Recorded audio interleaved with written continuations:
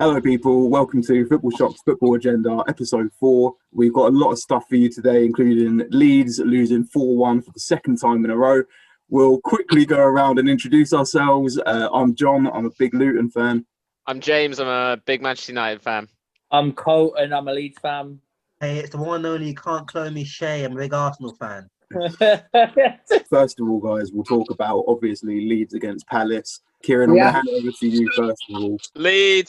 Leeds are falling apart again. You know what? Yeah, I genuinely don't know where to start with this game. So obviously, losing 4-1 twice in a row is gutting as a fan. Like, I'm still pissed off. You can tell I was pissed off at the weekend.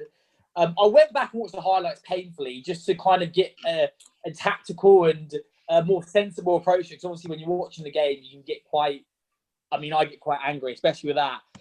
The first half, I think, was one of the craziest halves of football I've seen. As in, I don't think we played that badly. It got to half time, and I was like, "Shit, we're 3-1 down." Like, I didn't even realise that you just completely forgot because the game was that mad. Started off quite poorly. The Palace first goal was just shocking marking. Really, it was good header, but really we should be doing better than that. But we picked up after that. We improved. Bamford scores. Don't care what the record books say. Bamford fucking scored. We're going to talk about VAR later, but Bamford scores. And this next couple of minutes, I think, turned the whole game because we've gone from 1-1 to the goal ruled out. And then 2 minutes later, Palace get free kick, which is just a peach. Like, there's nothing you can do about it. It was just a rocket of a free kick. And so in the space of a few minutes, we've gone from 1-1 to 2-0 down. And then when you're 2-0 down, you're chasing the game. And I think Leeds are probably the worst team to be chasing a game. We're open as it is, but when we're 2-0 down, we've got to commit men forward. Bamford then gets a goal, which he couldn't find any reason to rule out. So got ourselves back into the game. And I was thinking, get to half time, we'll regroup. We're still in this.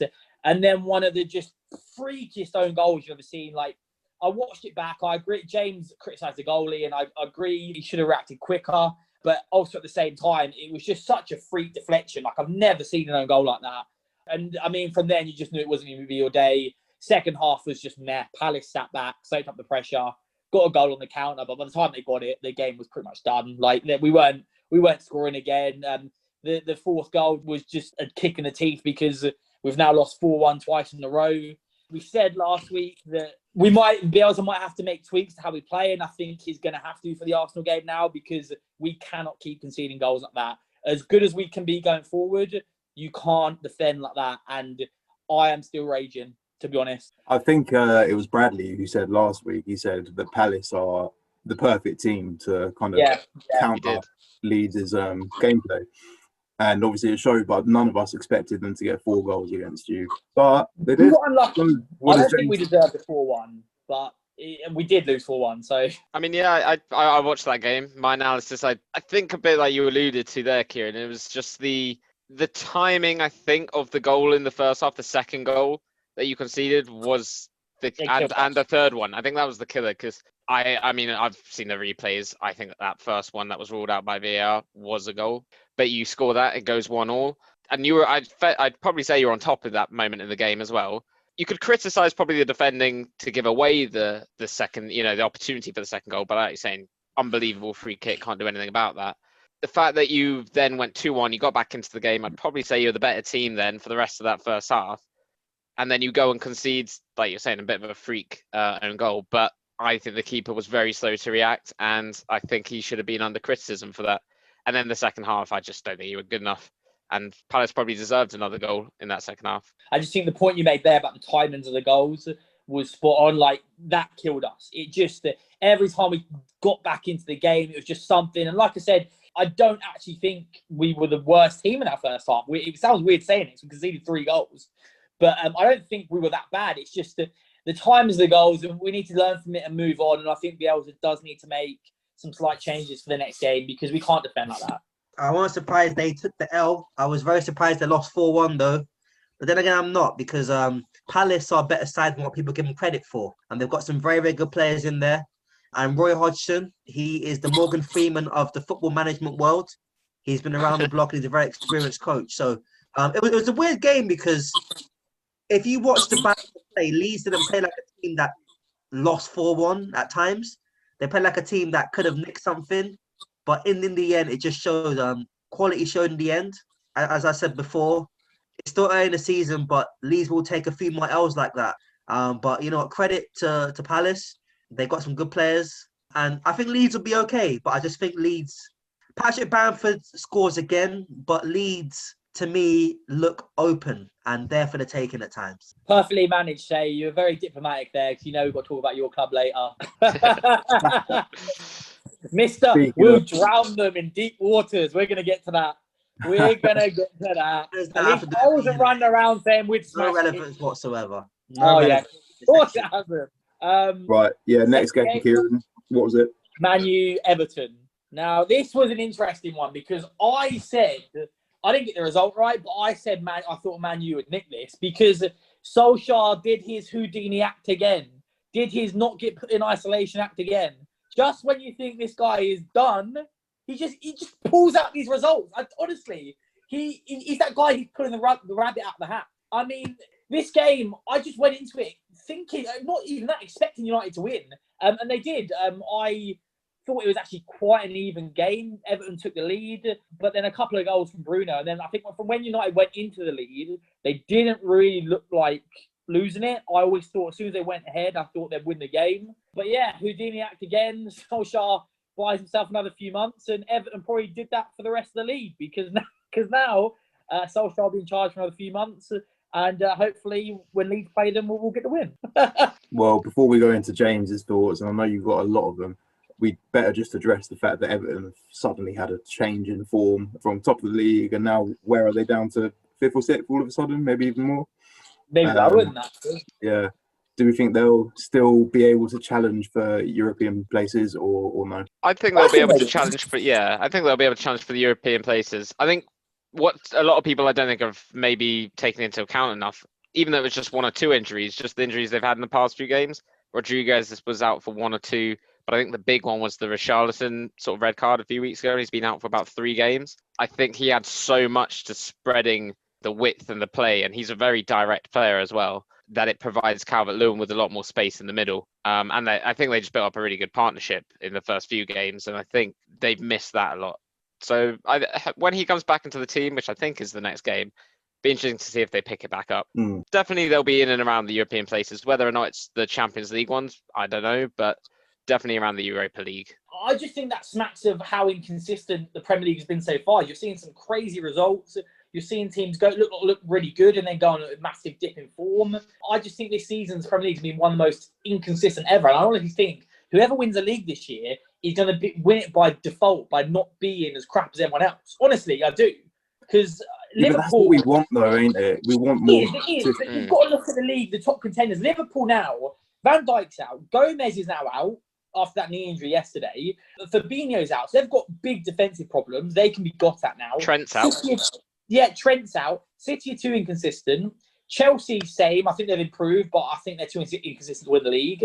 United are poor. Arsenal have got a ball boy in charge. Genuinely, there's no outstanding candidate to me this year. Honestly, the last 2 have had City and Liverpool just run away with it, really, and Liverpool essentially last year did. But in terms of this season, there's no standout candidate to me, and it's going to make for a very interesting season. Definitely.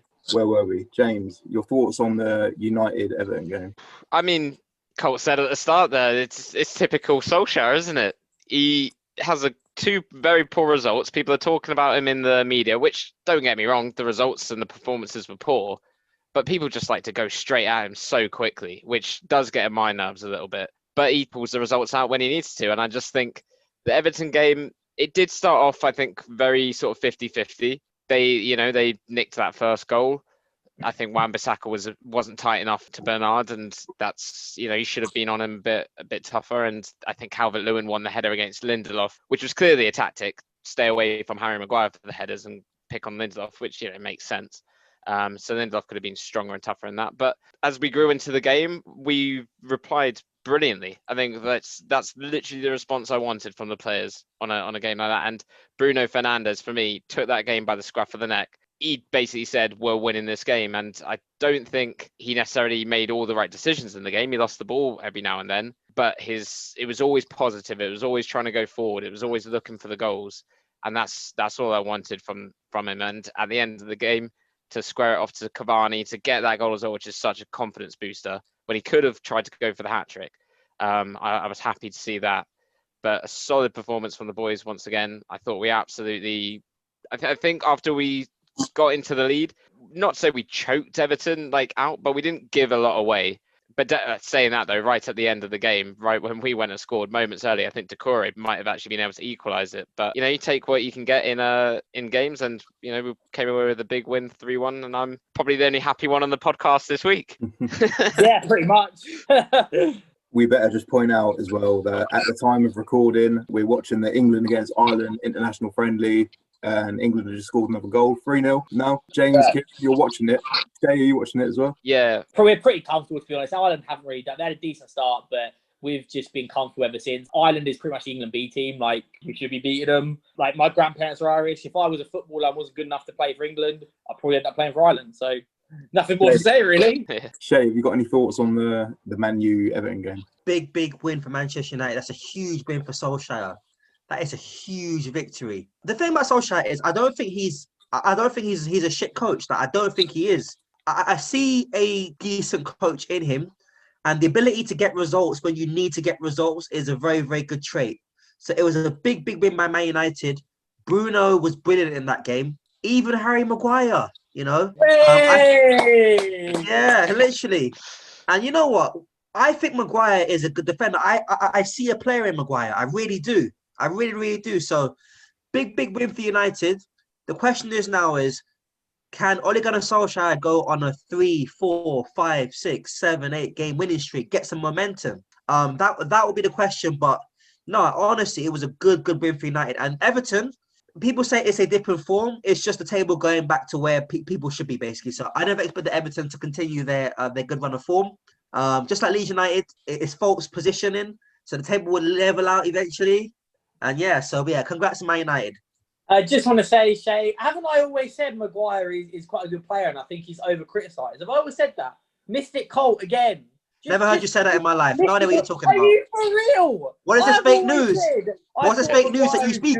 I've always thought he's quality and all this rubbish because he has a few bad games. And it's mostly ever since he went to... I'm no fan of United, right? But ever since he went to United, it's no coincidence that all the criticism of him started.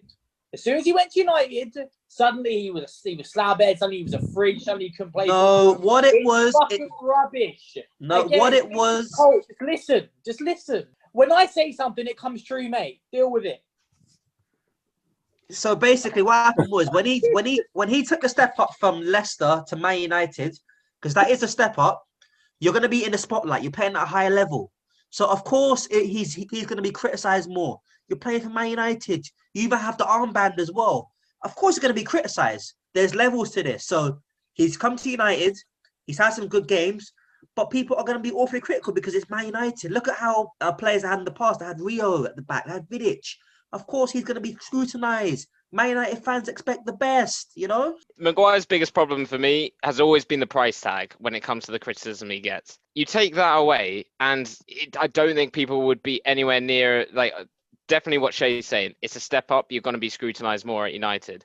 But if you take away the price tag of 80 million and let's just say put a 40 million price tag on him, I don't think people would be anywhere near as critical of him. I don't think it would be even slightly as close as it currently is. I mean, how I like to justify it in my head is we paid 80 million for Bruno and we paid Bruno's fee for Maguire. And that's how I kind of try to level it off. And it sounds better when I do that. But when he is in top form, though, he does get a few goals as well, which isn't that common for him. Correct. He's got one tonight. Yeah. Yeah. How was it, by the way? Actually, we nearly scored again. It was a header from a corner.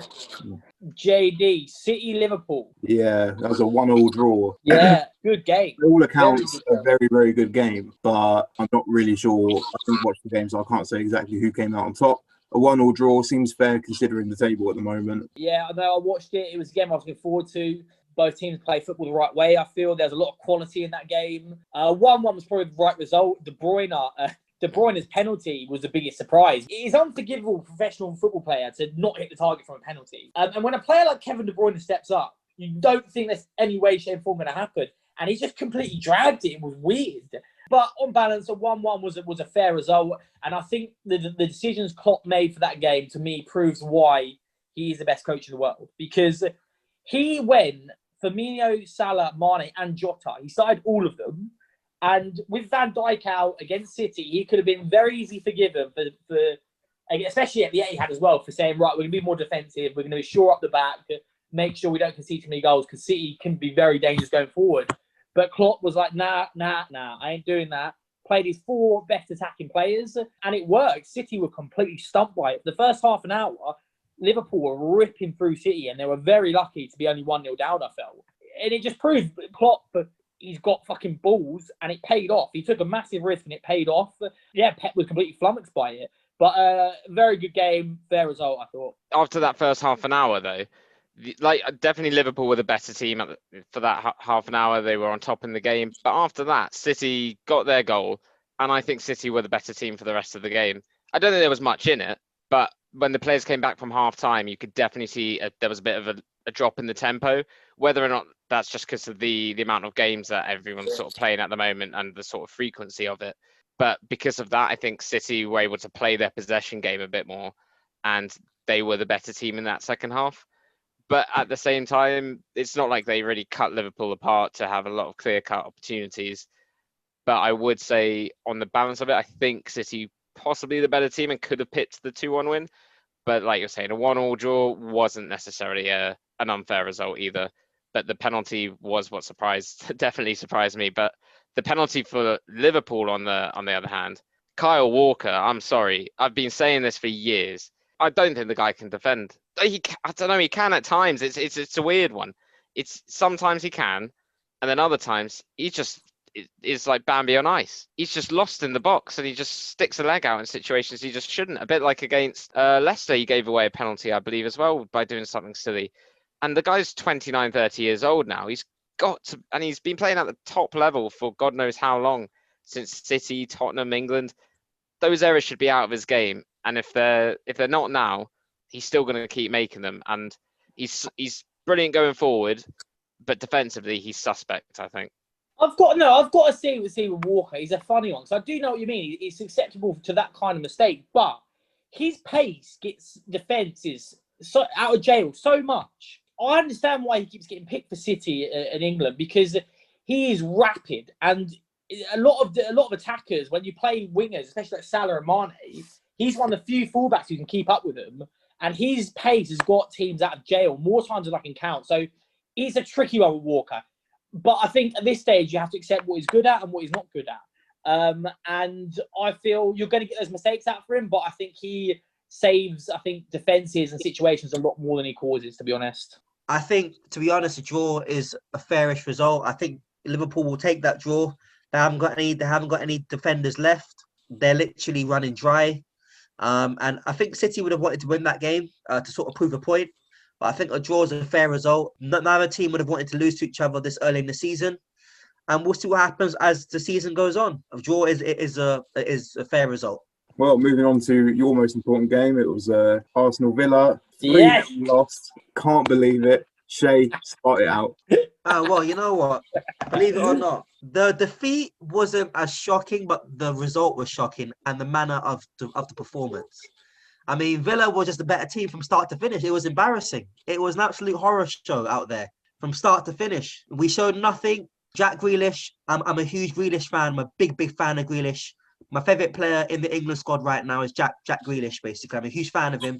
And Ollie Watkins. We made those two look like a prime, and I mean a prime, Fernando Torres and Steven Gerrard. It's a very disappointing result. I hate to say it, but I have to question the manager.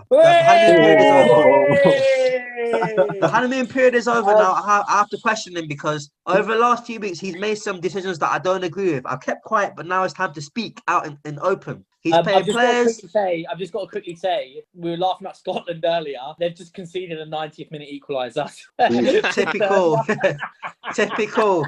What did I say? I said they could be a second left in the game, and you're not confident, and they've just fucking 100%. Blown it. 1-1, 90-minute equaliser, typical Scotland. But yeah, JD. So basically, in all honesty, I have to question Mikel Arteta. Over the last 2 weeks, he's playing players out of position. His formations have been all over the place. There's no creativity. The strikers are not getting the goals that they need. And I have to question him because the honeymoon period is over. I hate to say it, but if he doesn't get top 4 Europa League, he has to go. He has to go for me. For me, if he doesn't get top 4 Europa League or win Europa League, he has to go. So that's what I'll say. Viewers, this is why I call myself Mystic Kolt, because I've been saying this for months. All Arteta has done has made them a bit more solid, but he's taken away any attacking danger Arsenal possess. And you saw that again. They haven't scored from open play in 4 games now, Arsenal. And they've got players like Aubameyang and Pepe and Lacazette on the payroll. It's ridiculous.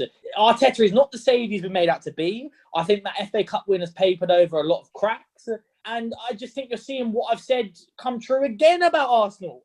Again. I've actually got some quotes from Shay from last week here.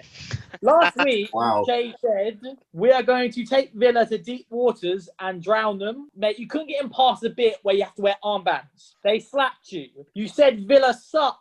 You also said, this is my favourite one, Leeds haven't beaten anyone. Villa finished 17th last year. It means nothing. Which is factual. They did finish 17th last year. I don't understand. Right, but they're not the same team as last year. As if they've beaten Liverpool 7-2. They've beaten you 3-0. Give Villa the respect they deserve. They're a good side. Listen, credit to Dean Smith and John Terry. They're doing a great job up in the West Midlands. And I admit Villa were the better side, but sorry, you haven't beaten anybody this year. As far as I'm concerned, you haven't. Go on, JD, go on. Rubbish. It's nonsense. Hang on, let me think. I haven't had my analysis of that game yet. What that was just when you're in high school and the year 7s think they're like big because they win a couple of games at their level and they go and try and play the year 8s and the year 8s slap them. That was what that was. It was men versus boys in that game. Jack Grealish was just running the midfield. I was hearing all this stuff about El Neni last week, and I said last week, this is the man that for 4 years Arsenal fans have called Mohamed El sideways. He's not suddenly fucking prime Pirlo. He's not good enough. And that showed that he was back to El Neni again. Partey went off half time. I thought he was okay, but he wasn't really influencing the game. The warning signs were there for Arsenal when Villa scored after 47 seconds, and it was wrongly ruled out. It was pathetic decision, but that's VAR. We're going to get into that. But the warning signs were there. Arteta did nothing. He sat there, cutting up the oranges, thinking, where was Pep? Where can I give them to him? And he had no answers. And my prediction about Arsenal coming 7th this year is looking very accurate at the minute because Shay can sit here and banter Leeds all he wants, but we've lost the same amount of games as them. So I don't get where his energy's coming from. What about you, John? What's your thoughts on the game? I don't have too many thoughts about Arsenal. About Villa, I think that there's the surprise package of the season. There's always one. Last year it was Sheffield United. This year I think Aston Villa. I do remember seeing Ollie Watkins playing for Brentford last season, and he was killing it in the Championship, and I knew he'd step up a level. So to see him do that, it's quite pleasing. And that kind of actually brings me to my point of the player of the week. For me, this week, it would be Ollie Watkins. Brace against Arsenal. As a fairly untested young bloke, I'd go for him personally. I will pick my player of the week as Bruno. When you pull 2 goals out the bag, the second one he scored was maybe a bit fortunate, but it would have been another assist. The 2 goals and assist in a game against an Everton team that have done quite well this year. And when you, as a team, need a big win, and the manager needs a big win, that was a big player performance. He did it when he needed to. It's a good choice. Shay? Our player of the week, I'll probably give it to Ollie Watkins. He's made a step up from Brentford to Aston Villa, and he's scoring against the big teams. The big teams, the Liverpools and Arsenals. So, no, Ollie Watkins is doing really, really well. And if he keeps up the good form, I think he's knocking on the door for England. If he keeps up the form over the next few months or so, I think he'll be knocking on the door for Southgate's team for the Euros. Kieran, you going to oppose that, or do you agree? No, I mean, it's an interesting point, actually, Shades. I think we'll get into England later, but there's a lot of forwards taking their claim for England at the minute. But, I mean, Watkins has won it. He's won the 2 votes. I was actually going to say Grealish because I thought he just ran the game on Sunday. I thought he was brilliant. Like, he completely ran the midfield area, dominated the game. I just think he's having a fantastic season. But, yeah, we'll give it to Watkins, 2 votes. All right. Well, on to our main topic now. We've all heard plenty about it already the last couple of seasons. It is VAR. This topic was chosen by Colt Kelly, so we're going to start with him. I'm just going to be blunt with this. VAR is a fucking joke.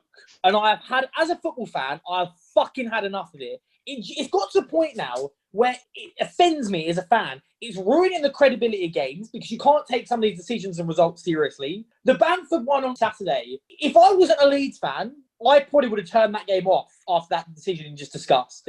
Because how can you say... The man is pointing where he wants the ball and he's ruled as offside because of his arm. You can't score with your arm.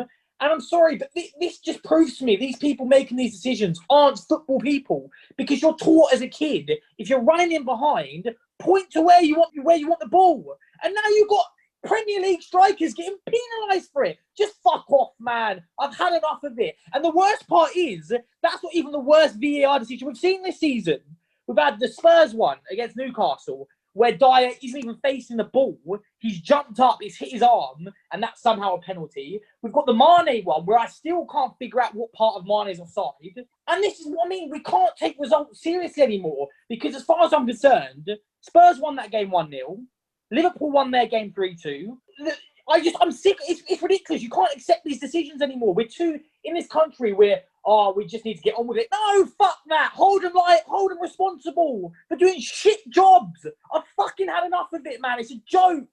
I'm not listening to the official record books anymore, because if a 10-year-old writes a physics book, you don't pay any attention to it, because the 10-year-old don't know what they're fucking talking about. So why should I pay attention to official record books that are written by officials that don't know what they're fucking doing? It's pathetic. Bamford had 2 goals on Saturday. I don't give a fuck what the refs say. He's got 8 goals in 8 games. I don't care what they say. Done. I mean, when we all saw VAR coming in, we thought this would be pretty good, right? If we were going to compare it to things like rugby. But it hasn't gone that way. And James, you made a good point on our little WhatsApp group, saying that it's the people that use VAR rather than the technology itself. Well, yeah, that's what I was just gonna focus on. I don't necessarily think VAR is the issue itself. It's the rules that are being employed or are still around, and then VAR's helping enforce those. The handball rule, for instance, that came into play this year is an absolute farce. It's idiotic. But VAR are the ones confirming the decisions to the ref that, yes, that is classed as a handball, because it is classed as a handball under these new rules. So VAR isn't the issue there. VAR isn't the problem. VAR is just saying, yes, we can see it. It is a penalty according to the rules. I do agree, though, with the offsides. They've just been taken out of control. The one on Bamford, the Mane one, it's just ridiculous. In some ways, I think with these offside ones, they need to come up with some sort of either leniency or just sort of scrapping these lines that they're doing.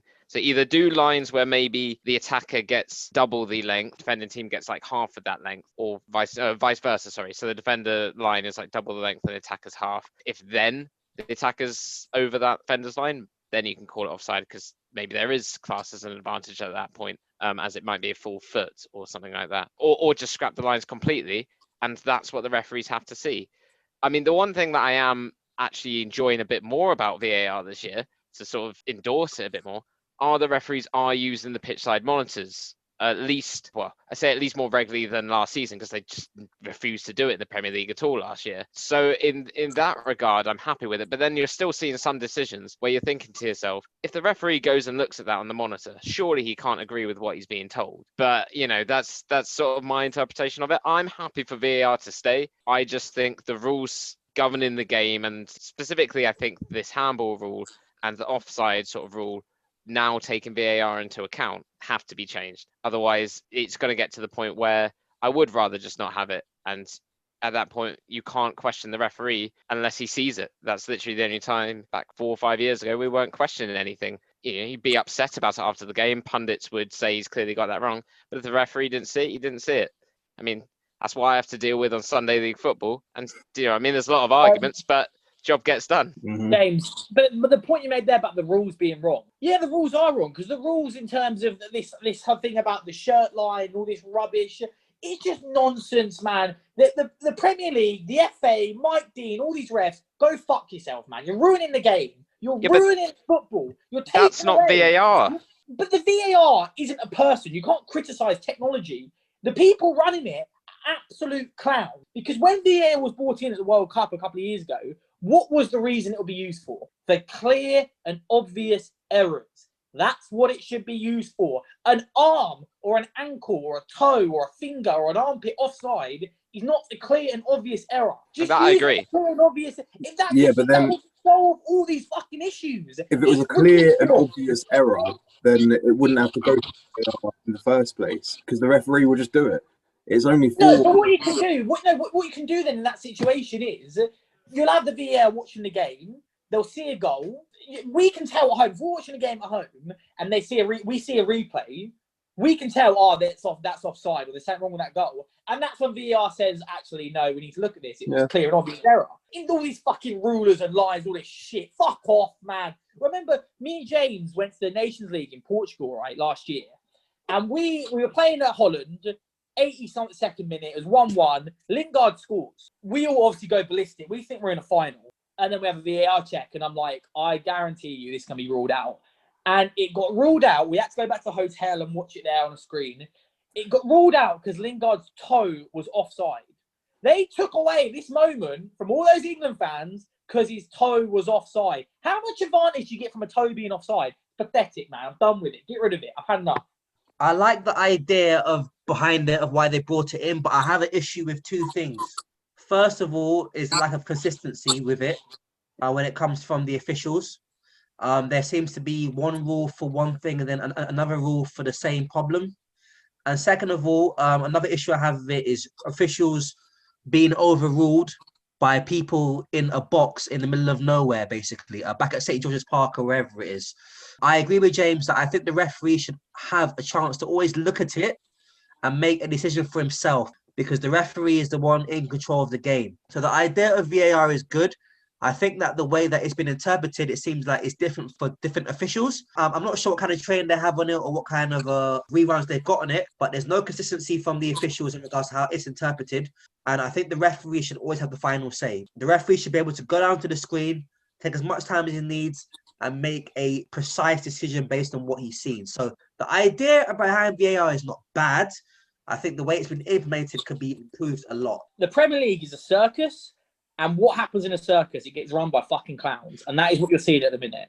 That is the perfect analogy for what you're seeing in the Premier League at the moment. Was it at the World Cup or the Euros? I can't remember now, but the World Cup, well, we didn't even have an official there. I think that maybe should be focused on a lot with with this whole VAR controversy. Why didn't we have a referee there? Is it that FIFA, the governing body, just don't see our referees as being good enough? And then, like we're saying, if they're the ones enforcing these decisions and these VAR decisions, and we as a public just feel like they're constantly getting them wrong, do the referees, like Kieran's sort of saying, have to be the ones held accountable? And something clearly needs to be changed, I don't know, in terms of maybe how they're being taught and what they're being told to do.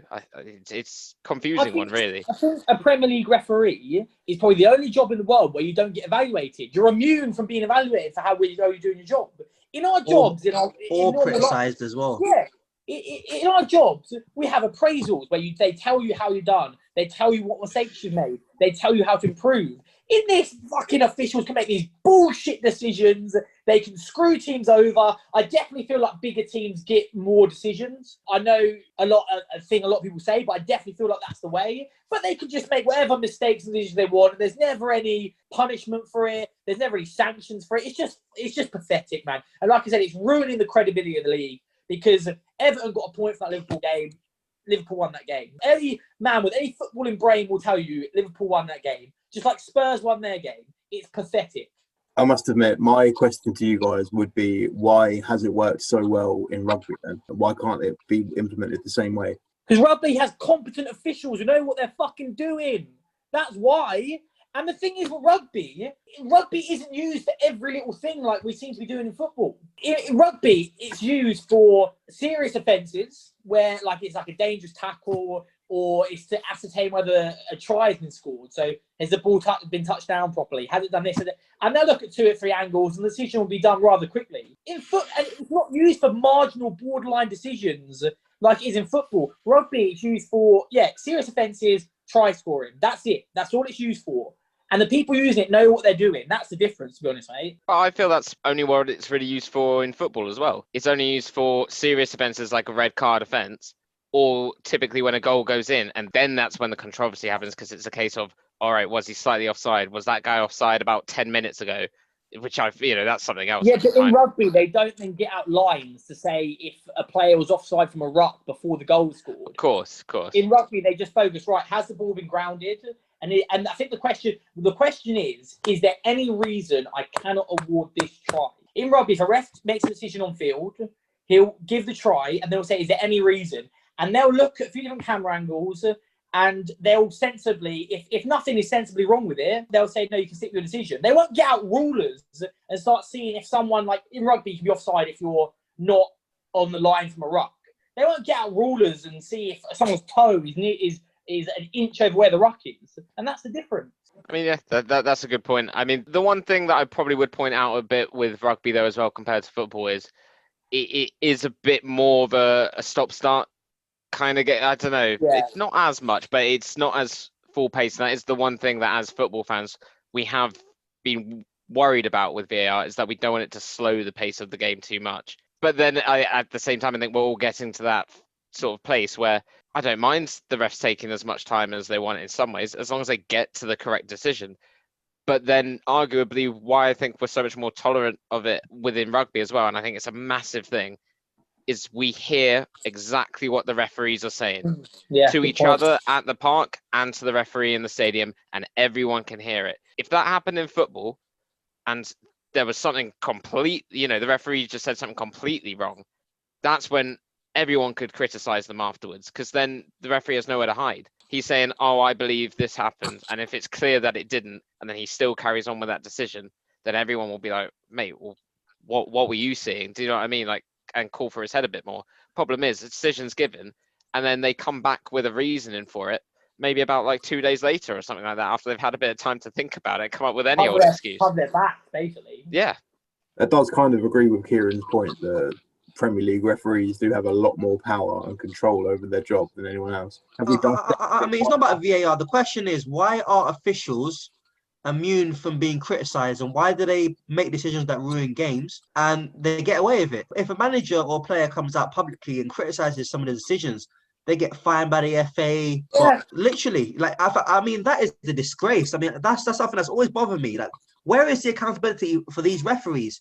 The worst thing that happens to them is they get maybe a game or two in the Championship, and then they come back to the Premier League and do the same thing again.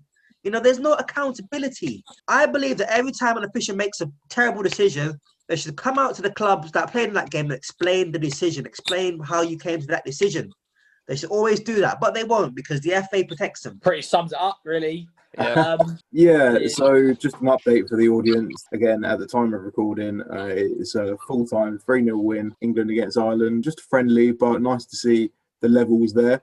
A few things to talk about for England. First of all is I guess a bit of an analysis from everyone watching the game tonight. I mean, you can't read too much into friendlies. I think, like I said, it's against the England B team, really. We were comfortable. I was impressed. Grealish, again, looked very good.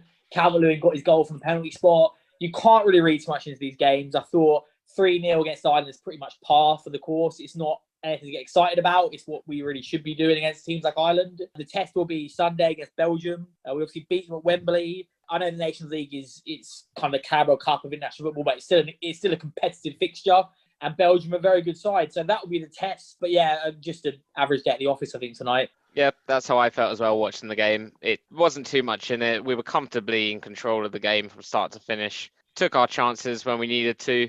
Like, I agree, Grealish looked good again for me tonight. But yeah, 3-0 is a fair result. And but saying that, it wasn't even like it was our starting 11. A few starters in there that you'd expect to be in the normal England starting 11. But, Calvert-Lewin getting another start in there. Grealish, I suppose, hasn't been a starter, but got his start tonight. They all look like they could walk into that first team if needed. And I think that's what I like about the England team at the moment. There seems like there's depth to it as well. So if we do have players injured, or we do go into a big international tournament and you've got the 3 games all in quick succession, and you want to play a slightly, let's say, weaker team in your second game, but not have the levels drop, I think we've got the ability to do that now. Whereas at the World Cup, at least when we were in Russia, I didn't feel like we had that. When the players came in, they did well, but there was a clear difference between the starting 11 and sort of second 11 that we had. So you guys kind of sound like it wasn't that much of an entertaining game, but there was 20 shots, 5 on target. Just looking at the stats now, was it? It's just a friendly though. It's just it's one of those games where you just expect there's not a lot of intensity about it. It's just kind of you expect to win it. It's a good win, but you don't get excited about it. It's a friendly. It means at the end of the day, it means nothing. It's just a run out, really. The one thing I take from these friendlies is the amount of experimenting that Southgate does. So tonight he gave debuts to Jude Bellingham and Dean Henderson. I think these games are a good opportunity for Southgate to try other players. So I like the fact that I think he's given more debuts than any England manager in our lifetime. As far as I know, the guy has given us so many debuts. Which is good because he's experimenting with players. That's what I take mainly from these friendlies. It's basically good for less experienced players to get a chance to put on the England shirt and for him to experiment because certain players are a guaranteed start, like Harry Kane, Raheem Sterling. But other players, a lot of spots are for me are up for grabs in that team. A lot of spots are up for grabs. I can tell you who I think is his best 11, but I can't tell you who's going to start. There's so many players in there that are fighting for spots, the goalkeeper areas, defensively. So, that's what I take from these games. Well, you say about the goalkeeper areas up for grabs, and I actually want to pull on that quote because I posted it in the group earlier this week. Gareth Southgate pretty much said that all of the other positions seem to have competition, but apparently the goalkeeper is the one where there doesn't seem to be as much competition. Backing Jordan Pickford, as we all know, is his favourite choice Colt, as that's number your boy, one. Colt. Speak up for your boy, Colt. Your boy Southgate. This is what I've always said about Pickford. He has never let England down. And as a goalie, I think the biggest thing a manager can have a goalie is trust. Pickford's never... I can't remember Pickford having a bad game for England. So if you're Southgate, how do you drop him? He's never let you down. He's never let your team... under your management down. So you can't drop him. I think he played Pope tonight. I think Pope had and Henderson as well, but you can't really look too much into that. He didn't have too much to do. But Pickford's never let England down. So I see no reason why you drop him. I just don't. But I agree with you on that. I've always said that as well. When he's never given him a Southgate reason to drop him, there's no reason to. And fair enough, you back him.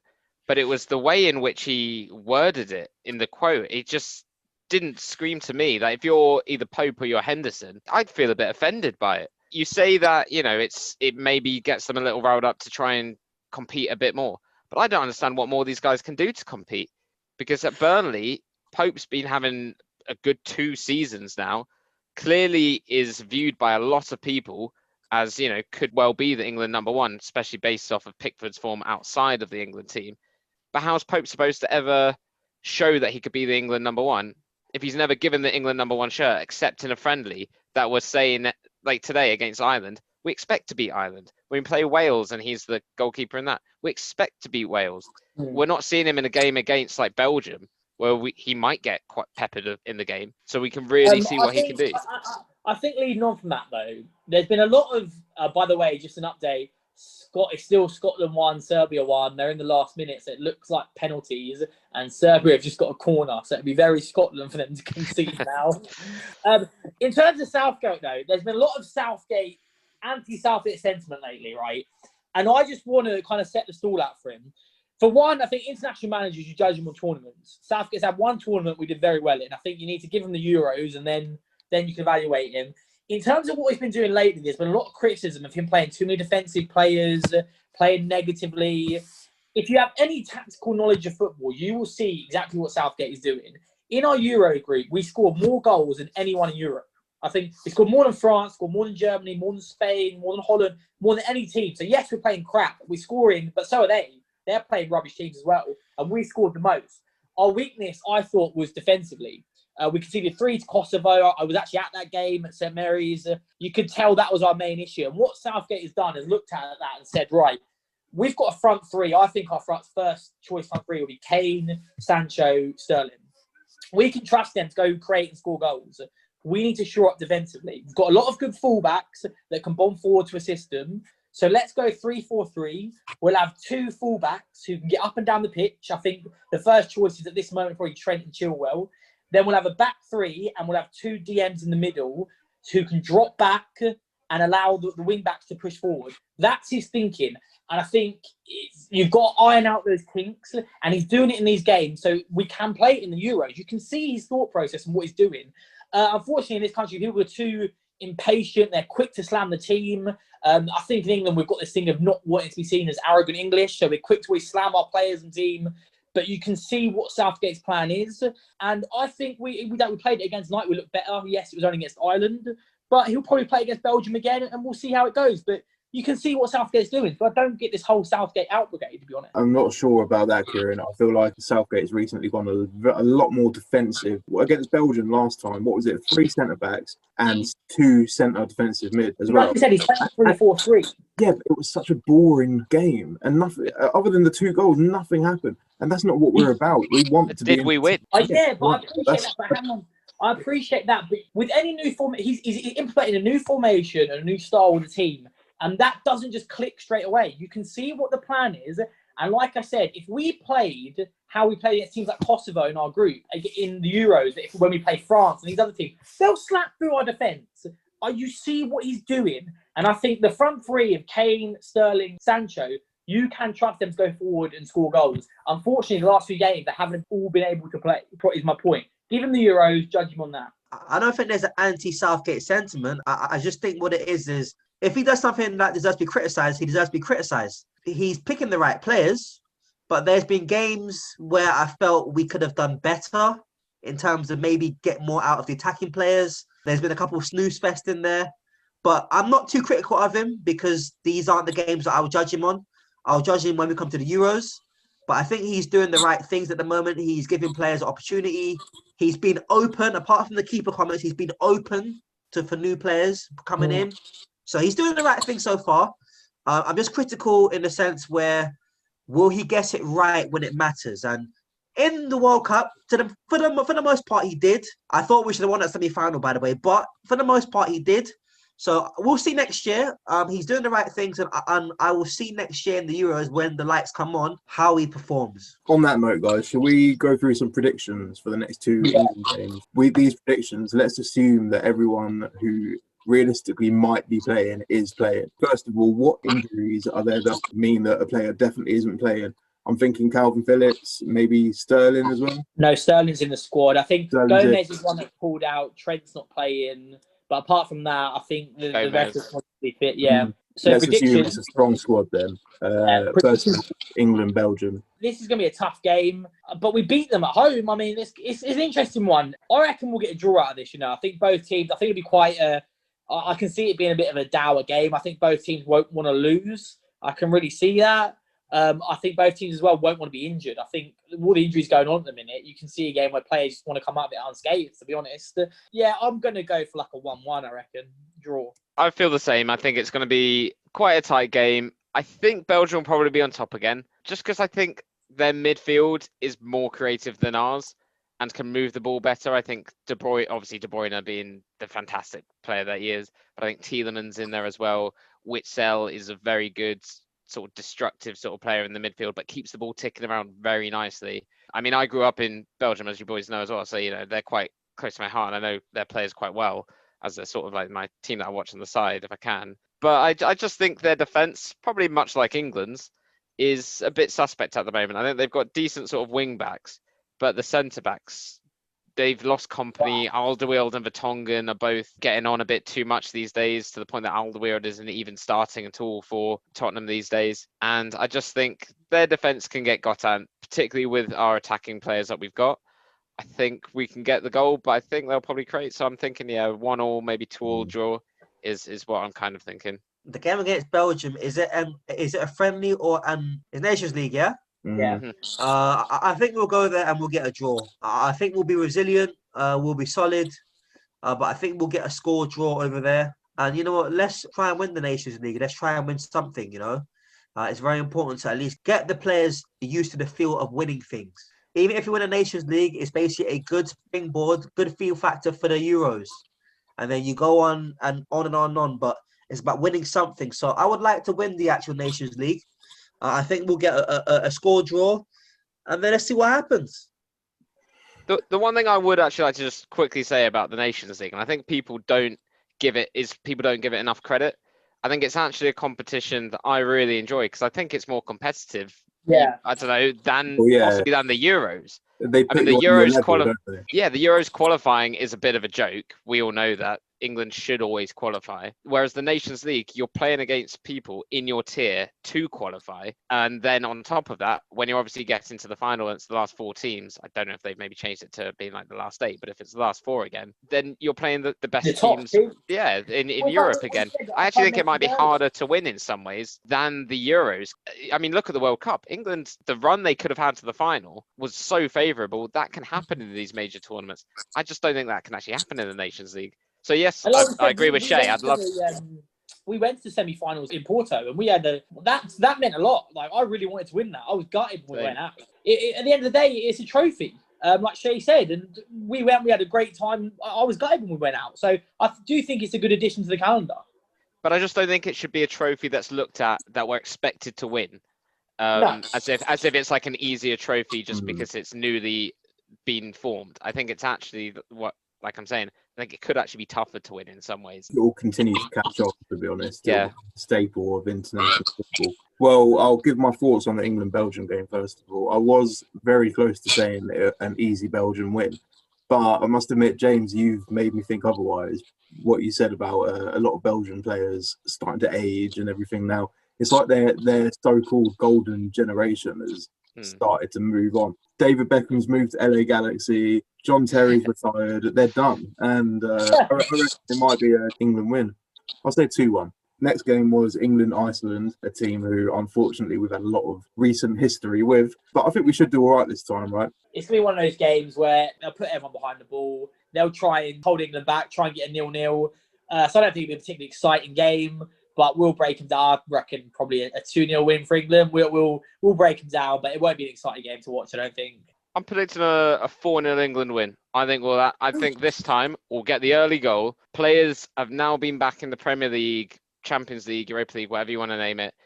They've been back in the swing of things, playing football again, and they're going to be on it. Whereas last time when we played Iceland, I think in the first game as well, of the international fixtures, we're playing them in the second game.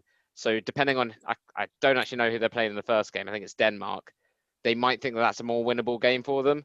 Put more effort into that one to the point that they're sort of shot a bit more for this second one. And like I was mentioning, the depth that we've got, I think, to the squad now, I think we've got enough there that we'll find the goals against them. This penalty shootout, by the way, Scotland are in a penalty shootout at the minute. That's what I keep reacting to. They've got their last kick now, and if they miss... No, sorry, they're both on the last kicks now. It's 4-4, so... No one's missed yet. It's an interesting one. I think we should beat Iceland comfortably. I think we'll beat them 3-0 or 3-1. It shouldn't be too big of an issue getting past them. I would expect us to comfortably beat Iceland. No disrespect to Iceland because I do respect them, but I would expect us to comfortably beat Iceland. I must admit, I'm thinking the opposite. Whereas I said that we should be able to beat Belgium right now. I think if we do that, we'll be on a hype and we'll think, yeah, we'll smash Iceland. It'll be a boring 1-0 victory, 86th minute. You heard it here first. And that'll be that. Fucking Scotland the Serbia had their last penalty and David Marshall saved it. So Scotland, they're going to the Euros. First time since we were 4, the perennial bottlers of... Oh, hang on. No, they're saying he's come off his line. It's being checked. Please. They're not happy. They're celebrating, but the Serbia players are saying he's come off his line, and the referee is doing like these ones, so it's being checked. Wow. Hang on, I'm looking at. I tell you what, it's close because you've got to have 1 foot on the line. Oh. Live reaction from Kolt Kelly, famously an England diehard fan, about Scotland qualifying for the Euros. If they qualify, we'll get the chance to smash them, won't we? So, but they're still, nothing's been said. I mean, it looks pretty close to me. Well, thanks for listening, everyone. Tune in next week for episode 5, where it'll be an international special talking about a couple of the bigger European teams. England scores against Belgium and Iceland. This is bye from John. Bye from James. Bye from Kolt. Bye from the one and only, you can't clone me alive, even a kicking Shay. Cheers, guys. See you next week. Yeah. Bye. All done.